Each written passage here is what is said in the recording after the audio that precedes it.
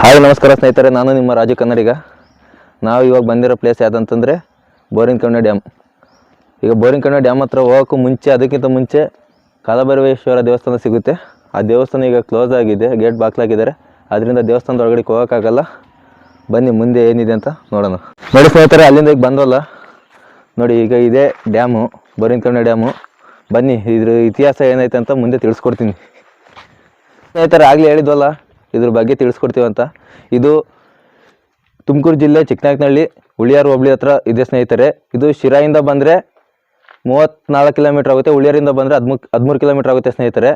ಇದು ಸ್ಥಾಪನೆ ಆಗಿದ್ದು ಯಾವಾಗಪ್ಪ ಅಂತಂದರೆ, ಇದು ಸ್ಥಾಪನೆ ಆಗಿದ್ದು 1888ರಲ್ಲಿ ಸ್ಟಾರ್ಟ್ ಆಗಿ 1892ರಲ್ಲಿ ಕೊನೆಗೊಳ್ತು ಸ್ನೇಹಿತರೆ. ನೋಡಿ ಸ್ನೇಹಿತರೆ, ಆಗಲೇ ಹೇಳ್ದಂಗೆ ಇದು 1888 ಮೇಲೆ ಸ್ಟಾರ್ಟ್ ಆಗಿ 1892ರಲ್ಲಿ ಕೊನೆಗೊಳ್ಳುತ್ತದೆ ಸ್ನೇಹಿತರೆ.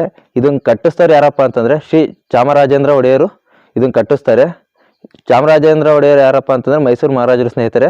ಅವರೇ ಇದನ್ನು ಕಟ್ಟಿಸಿರೋದು. ಇಲ್ಲಿ ಸುತ್ತಮುತ್ತ ಜನಗಳಿಗೆ ತುಂಬ ಅನುಕೂಲವಾಗಿದೆ ಸ್ನೇಹಿತರೆ. ಈ ಡ್ಯಾಮ್ ಇರೋದ್ರಿಂದ ರೈತರಿಗೆಲ್ಲ ತುಂಬ ಅನುಕೂಲವಾಗಿದೆ. ಇವತ್ತು ನಾವು ಮೈಸೂರು ಮಹಾರಾಜರನ್ನ ನೆನೆಸ್ಬೇಕು ಸ್ನೇಹಿತರೆ. ಯಾಕಪ್ಪ ಅಂತಂದರೆ ಇವರು ಇದೊಂದೇ ಅಂತಲ್ಲ, ಸುಮಾರು ಡ್ಯಾಮ್ಗಳನ್ನ ಕಟ್ಟಿಸಿದ್ದಾರೆ ಸ್ನೇಹಿತರೆ. ಅದರಿಂದ ಅವ್ರಿಗೆ ನಾವು ಇಡೀ ಕರ್ನಾಟಕ ಜನತೆ ಅವರಿಗೆ ಚಿರಋಣಿ ಆಗಿರಬೇಕು ಸ್ನೇಹಿತರೆ. ನಮಗೆ ತಿಳಿದಿರೋಂಥ ವಿಷಯ ನಾವು ಹೇಳಿದ್ವಿ ಡ್ಯಾಮ್ ಬಗ್ಗೆ. ಈಗ ಇದ್ರ ಬಗ್ಗೆನೇ ಸಂಪೂರ್ಣವಾಗಿ ಮಾಹಿತಿ ತಿಳ್ಕೊಂಡಿರೋಂಥ ಒಬ್ಬರು ಉಳಿಯಾರ ವ್ಯಕ್ತಿ ಇದ್ದಾರೆ. ಅವ್ರನ್ನ ವಿಚಾರಿಸೋಣ ಬನ್ನಿ ಸ್ನೇಹಿತರೆ. ಸರ್, ನಿಮ್ಮ ಹೆಸರು? ಶಿವಪ್ರಸಾದ್ ಅಂತ. ನಿಮ್ಮೂರು? ಉಳಿಯಾರ್. ಸರಿ ಸರ್, ಇದು ಡ್ಯಾಮ್ ಕಟ್ಟೋದಕ್ಕೆ ಕಾರಣ ಮತ್ತು ಇದ್ರ ಹಿನ್ನೆಲೆ ಏನು ಅಂತ ಸ್ವಲ್ಪ ನಮ್ಮ ವ್ಯೂವರ್ಸ್ಗಳಿಗೆ ತಿಳಿಸಿ ಹೇಳ್ತೀರಾ?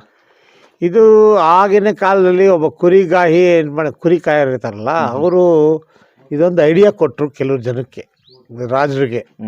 ಇಲ್ಲಿ 2 ಗುಡ್ಡ ಇದೆ, ಅದ್ರ ಮಧ್ಯೆ ಒಂದು ಡ್ಯಾಮ್ ಮಾಡಿರಿ, ನೀರು ಸ್ಟೋರೇಜ್ ಆಗುತ್ತೆ, ಅದೆಲ್ಲ ಜನಗಳಿಗೆ ಅನುಕೂಲ ಆಗುತ್ತೆ ಅಂತ ಹೇಳ್ಬಿಟ್ಟು ಆವಾಗ ಇದನ್ನು ಒಬ್ಬರು ಪ್ಲ್ಯಾನ್ ಮಾಡಿ ಕಟ್ಸಿದ್ರು. ಇದು ಮಾರಿನ ಕಣಿವೆಗಿಂತ ಮುಂಚೆನೇ ಸ್ಟಾರ್ಟ್ ಆಗಿರೋದು ಇದು. ಇದು ಕಟ್ಟಬೇಕಾದ್ರೆ ಅವ್ರಿಗೆ ಹಣಕಾಸಿನ ತೊಂದರೆ ಆದಾಗ ನಮ್ಮ ತಾತ ಅವರು, ಅಂದರೆ ನಮ್ಮ ತಾತಾರು ವಂಶಸ್ಥರು, ಸಾವುಕಾರ ಸಿದ್ಧಲಿಂಗಪ್ಪನವರು ವಂಶಸ್ಥರು ಇದಕ್ಕೆ ಹಣ ಸಹಾಯ ಮಾಡಿದರು. ಆಗಿನ ಕಾಲದ ರಾಜರು ಇದ್ರಲ್ಲ. ಓಕೆ, ನೋಡಿದ್ರಲ್ಲ ಸ್ನೇಹಿತರೆ, ಇದ್ರ ಹಿನ್ನೆಲೆ ಏನು ಅಂತ ಇಲ್ಲಿ ಗೊತ್ತಿರೋಂಥ ವ್ಯಕ್ತಿ ಕಡೆಯಿಂದ ನಾವು ತಿಳಿಸಿ ಹೇಳಿದ್ದೀವಿ.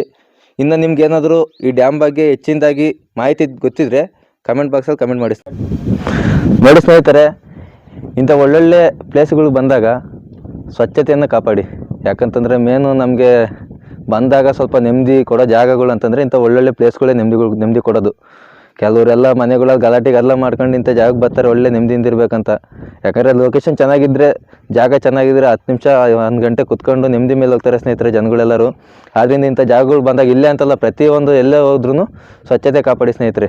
ಈ ವಿಡಿಯೋನ ಪೂರ್ತಿ ಕೊನೆವರೆಗೂ ನೋಡಿದ್ರಲ್ಲ, ನಿಮ್ಗೇನು ಅನ್ನಿಸ್ತು ಕಮೆಂಟ್ ಮಾಡಿ, ಹಾಗೂ ಲೈಕ್ ಮಾಡಿ, ನಮ್ಮ ಚಾನಲ್ನ ಸಬ್ಸ್ಕ್ರೈಬ್ ಮಾಡಿ, ಹಾಗೂ ನಿಮ್ಗೆ ಈ ವಿಡಿಯೋ ಇಷ್ಟ ಆಗಿದರೆ ಮ್ಯಾಕ್ಸಿಮಮ್ ನಿಮ್ಮ ಕೈಯಲ್ಲಿ ಎಷ್ಟಾಗುತ್ತೋ ಅಷ್ಟು ಶೇರ್ ಮಾಡಿ ಸ್ನೇಹಿತರೆ.